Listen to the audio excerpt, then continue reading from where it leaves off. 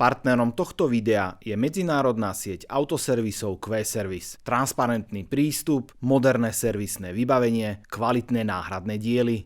Ahojte a vítam vás pri pokračovaní projektu budžetového Porsche Cayenne Overland. Ja sa nachádzam nedaleko Levíc, konkrétne v Hornej Seči, pred pobočkou Q-Service, ktorý sa stal partnerom tohto celého projektu. No a dnes nastáva deň D, pretože si ideme realisticky zhodnotiť, v akom stave toto Poršátko je. A veľmi triezvo si povieme po obhliadke, či dáva ekonomický zmysel pokračovať v tomto projekte. Samozrejme, ja by som veľmi rád pokračoval, ale to nám povie až obhliadka, na čom vlastne sme. A nebudem vás napínať, poďme rovno na to.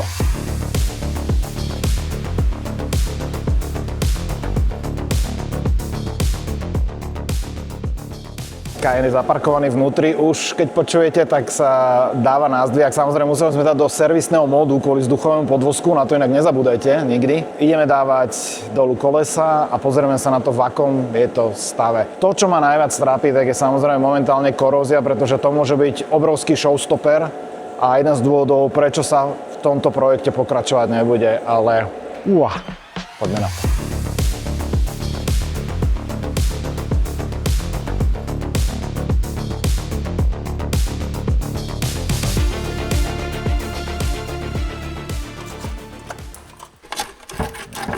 Ten zvuk, to není moc dobrý zvuk toto.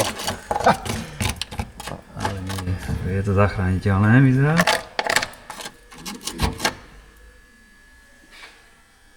No, toto, čo ináč na tom vyzerá, to je nejaká guma, alebo čo tam je? No. Vchod pre myši. Vchod pre myši. To je, vieš čo, to je odľahčený model, toto je GTS. No, tam ten podveh sa bude musieť. Na svoj vek to vyzerá dobre. No, tento vrch je úplne pohode, to je len vyčistiť. Samozrejme, to je... Môžeš robiť skoky na tom.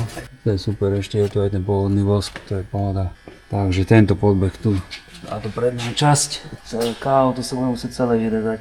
A možno, že aj vnútorná priečka tam bude trošku chytená.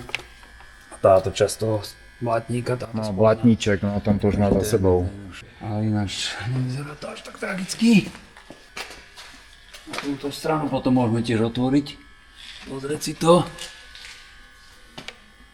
Nie, nosníky sú v pohode. Ešte tie zadné podblatníky potom pozrieme. Tak ideme pozrieť tieto zadné nosníky, no. Táto nápravnica, tá si už Tá niečo zažila. Nejaký kameň chytila. No, to bude treba minimálne. Že dole opieskovať to a zastaviť to.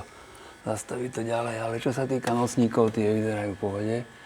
Aj tie uloženia. Stabilizátor nám trošku opadáva takisto. Čiže zažiť lepšie časy. No, silenbloky, zadná náprava, tak to bude asi. Tieto silenbloky sú už napraskané, takisto bude to treba povymieňať, no. No, nevidíme tam presne, ale to nie je až tak tragické. Skôr na tých ramenách a to isté bude určite aj vpredu. Brzdové štíty pohrdzavené a tu sú tieto zadné lemy, čo sme aj očakávali, takisto prach, táto strana.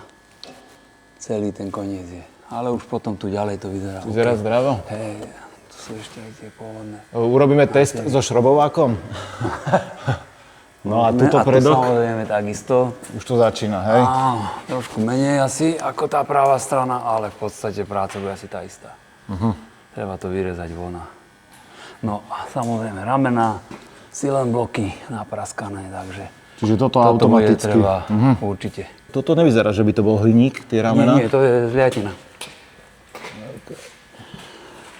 Lebo tu sú aj tieto excentre, toto asi ťažko pôjde povoliť, to bude treba asi všetko vypíliť a minimálne rozhýbať, aby sa dali aj tie odklony nastavať. Inak pozerám, že Cayenne má celkom pekne kryté zo spodu, aj keď to bude asi iba plast. Hej, to je plast. Ale taký vpevnený. Hej. Vidno, tá hrúbka toho plastu je akože... Na druhej strane ja si predpokladám, že tiež tie silenbloky. No to isté, samozrejme. To isté, hej, tam ani asi nemám zmysel uvažovať nad tým. Dobre, a tuto ešte zo spodu, keď zasvietime, tiež nevyzerá, hej, že by... Nie, to je dobre, to horné uloženie tlmičov, to vyzerá fajn. Fú, tak toto nám Ešte okolo toho torpéda, tam potom vnútri možno, že pozrieť. To pozrime, hej. Inak, ak ste si nevšimli, brzdy sú Brembo. Minimálne tak, akože dobre to znie večer v krčme pri stole, že chalania mám veľké Brembo brzdy. Manžety sú už trošku nachytané na tom, samozrejmá vec. A tá korózia na tom tlmiči je. Čiže opäť, ak sú tu silné bloky niekde, tak tie už sú asi hotové. Určite výmena, lebo aj tu sa nastavuje v podstate geometria. S tým šrobom určite nepôjde po hnutom silnom bloku, takže to sa bude musieť vymeniť. No. Ten diferenciál naozaj je suchučký, takže tam skontrolovať, vymeniť náplne. Gufera držia predné, bočné. No a my si teraz dávame dolu dekel z motorovej časti a uvidíme zo spodu motor, v akom je stave. A takéto veci sú servisovateľné? Áno, to sa dá vymeniť. Čiže dá sa, hej? Tá nápravnica je to isté, čo ten zadok. Sa to už trošku... Čiže nejak by sme sa s tým museli pohrať. Riadenie vyzerá suché. Naozaj, čo sa týka toho úniku oleja, je to OK. Aj tá prevodovka. Okay. Jediné, čo vidím také naslizlé, tak to je tuto v tejto časti. Tuto vidím niečo. A čo to je? Z čoho? To môže až zhora ísť, takže to pozrieme ešte potom z tej hornej časti. To vyzerá tiež v pohode. Aj tieto zvody, to je všetko dobré. Čo sa týka výfuku, táto stredná časť, táto rúra je už taká takisto. To si už až pýta po ten tuning. zadný tlmič je OK. Vôbec netuším, tie remene, kedy boli menené, ani nič. Otázka, tečie nám tu niečo? Nie, toto vyzerá suché tiež vnútra, ale sú tu nejaké stopy ponemrské, staršie, takže to bude treba skontrolovať. Nedolievaš vodu, hej, chladiacu kopalinu? Nepýtalo si to zatiaľ? Možno aj áno, ale ja som nedolieval. Ako keby, tu sa to aj niečo ukazuje, takže možno, že by bolo dobre dať tieto vetráky dole a pozrieť, či tam lebo nejaké stopy tam boli po nej chladiacej. Nie, nemáš nič také tragické. Také, že manžety pozrieme, no. No, manžety sú v pohode. A to je tiež OK. No, jemné praskliny sú tam, ale aj vnútorné takisto.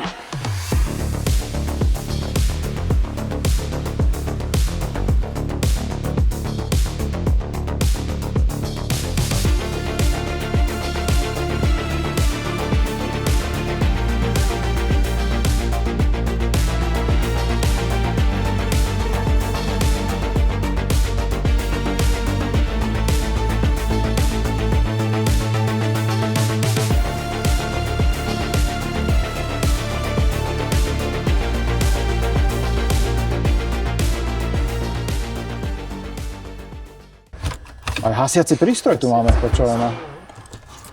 Wow. Tiež to asi bude poza ruku. Čo to je, aké staré? To je január 2016. To je ideálne. OK, tak to vymeníme. Musím sa priznať, že predtým som sa nepozeral do týchto prepážok, keď som auto kupoval. Jedna, druhá strana, objavili sme tu zaujímavé veci, napríklad, že tu máme hasiaci prístroj, ktorý je do roku 2016, čiže už asi trošku po datume spotreby. Máme tu originál lekárničku, ešte Porsche. Najviac ma zaujalo to, že tu je aditívum do benzínu, čiže niekto si dával záležať, aby to tu malo. Motorový olej a je to prosím pekne značka Fanfaro. Už ste počuli niekedy o takom oleji? Lebo ja sa priznám, že prvýkrát. A ešte niekto si pripravil drážkové remene, ktoré ale nikdy nenasadil, ale tiež asi budeme dávať úplne nové. Tak a teraz ide test, že kade nám môže tá voda tiesť, takže pozrite na to. Ide, pozri. Ide ty kokoziak. Áno, čiže toto nie je upchaté. Je krásne, super. Že to vyzerá len... Ale hej. Vyzerá to na vrchu. A z vrchu ide. Áno, sa nie akože vôbec. Aj zo spodu ten motor je v podstate suché. Celé to je suché. Toto, čo vidíte, také natečené, vlhké, tak to je podľa mňa z vodného čerpania. Dobre. Tečený ten bol. Takže sme odhalili ďalšiu vec. Inak Cayenne má celkom zaujímavé urobené krytovanie. Jednak toto je tvrdený plast, ktorý tam je a navyše on je takto odpružený. Čiže ak tam niečo chytíte, tak je dosť pravdepodobné, že ho nezlomíte. Ale tu, ak sa pozriete ďalej, sú veľmi citlivé komponenty práve toho náhonu 4x4. Nie je to nejako chránené, takže toto bude ďalšia výzva pre nás, aby sme ochránili ten podvozok nejakým spôsobom. Tieto komponenty, lebo toto je priamo na rane. Máme za sebou ďalšiu časť obhliadky, pozreli sme si motor, ten je zhora, ale vlhký, treba tam určite vymeniť tesnenie pod vekom ventilov a zistili sme teraz úplne náhodou, že aj začína slziť vodná pumpa, takže opäť spredu všetky tie remene, vodnú pumpu preventívne vymeníme, kým nedojde k niečomu horšiemu. Ale zatiaľ ten motor vyzerá celkom fajn, ale určite sa pozrieme, aj keď budeme meniť to veko ventilov, že ako to tam vyzerá, čo sa týka aj karbónu, dáme dolu aj sanie. No ale poďme si to teraz celé zhrnúť aj priamo s človekom z Q-servisu.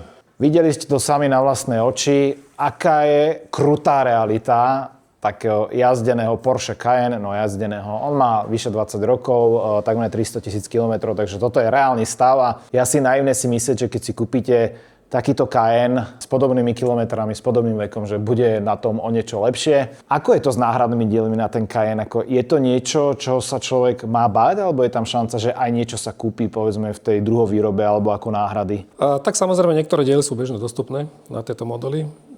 Veľa tých dielov je identických s Tuaregom napríklad. Samozrejme sú tam špeciálne diely, ktoré sú len dostupné v origináli. To si samozrejme ešte spolu vytipujeme. Čo nás prekvapí, je to dosť možné, že nás prekvapia nejaké diely, ktoré by sme nečakali, že by sme nemali mať.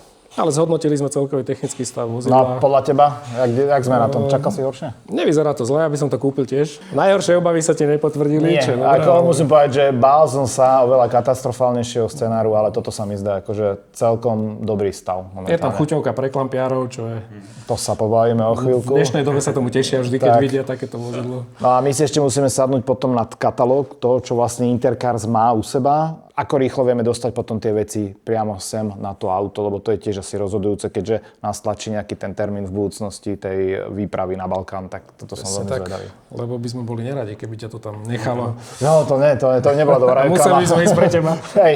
No a k tebe mám takú otázku, čo sa týka teraz postupnosti ďalších prác. My sme už vlastne dali aj podbehy, separy, už sme ich aj nemontovali na auto, takže vlastne čo sa teraz bude diať? Po tejto prehliadke tak hneď v podstate sme to poslali klampiarom do klampiarskej dielne, takže teraz tam išiel technik im to ukázať, nebudú asi radi, lebo tieto práce sa už proste nerobia až tak bežne a naozaj keď chceme zachrániť tie podbehy, aby sme nemuseli meniť celé podbehy, tak skúsime tam vyrobiť tie predné časti, aj tú zadnú časť. Ale najhoršie je ten pravý predný blatník, keďže nechceme to lakovať alebo chceme ten lak zachrániť, aby tam nebola nejaká hrúbka, takže asi urobíme len ten spodok. Malé také upresnenie, ja som dal takú požiadavku, že ak je to možné zachrániť ten blatník alebo maximálne z neho, nechcel som to lakovať, pretože to už na takom starom laku na prvý pohľad bude jasné, že to je lakovaná časť.